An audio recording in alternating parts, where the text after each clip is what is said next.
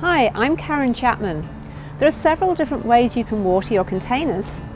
If you use a watering can, be sure that it has a rose on the end so that when you water slowly at the soil level, you're not going to drown those plants.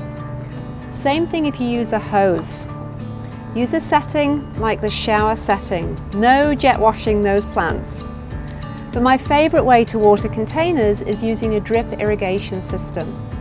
I like to use a porous hose like this one, and I set it as a coil on the surface of the soil and it virtually disappears from view.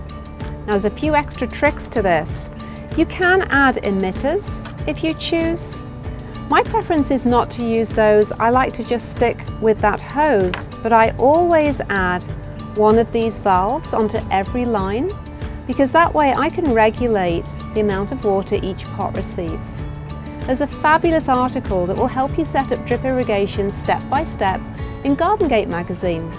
But if you'd like more tips like this, do join me on Container Gardening to suit your style.